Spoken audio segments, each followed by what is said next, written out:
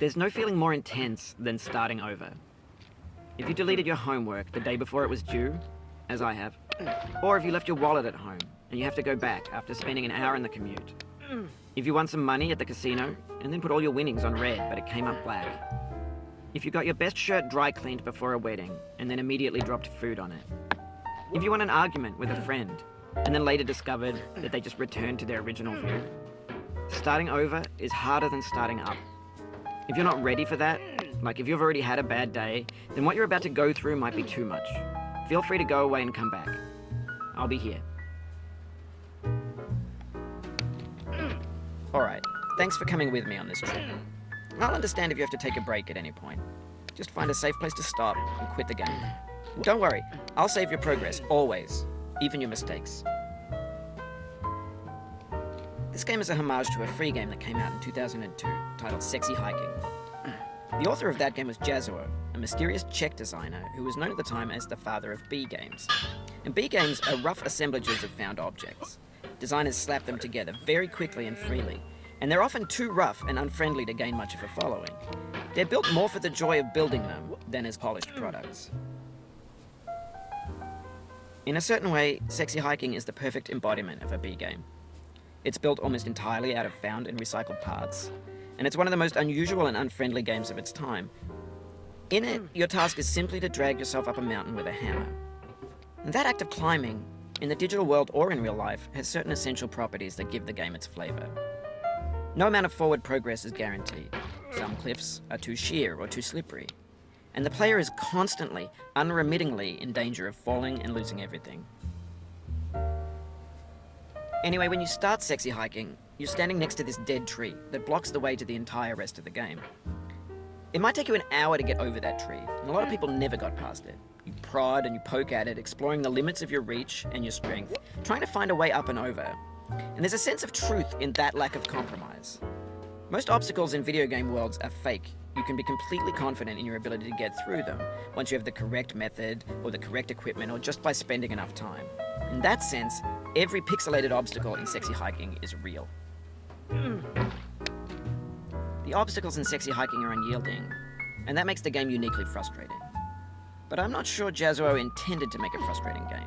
The frustration is just essential to the act of climbing, and it's authentic to the process of building a game about climbing. A funny thing happened to me as I was building this mountain. I'd have an idea for a new obstacle, and I'd build it, test it, and it would usually turn out to be unreasonably hard. But I couldn't bring myself to make it easier. It already felt like my inability to get past a new obstacle was my fault, as a player rather than as a builder. Imaginary mountains build themselves from our efforts to climb them, and it's our repeated attempts to reach the summit that turns those mountains into something real. When you're building a video game world, you're building with ideas, and that can be like working with quickset cement.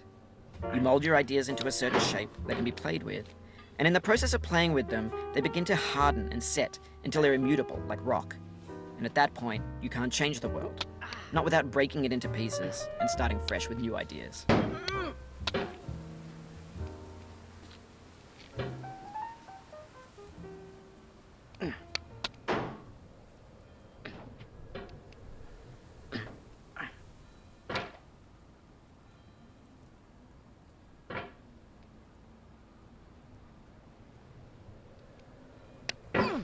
Oh, you just lost a lot of progress.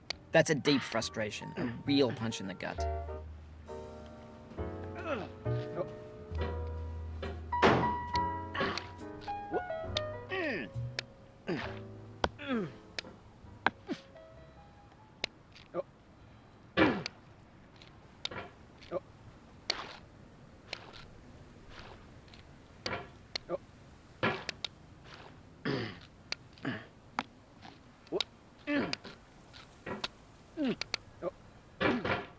Oof, sorry about that.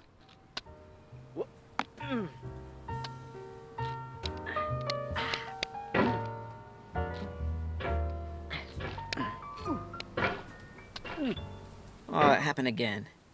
Keep on trying, don't let it get to you.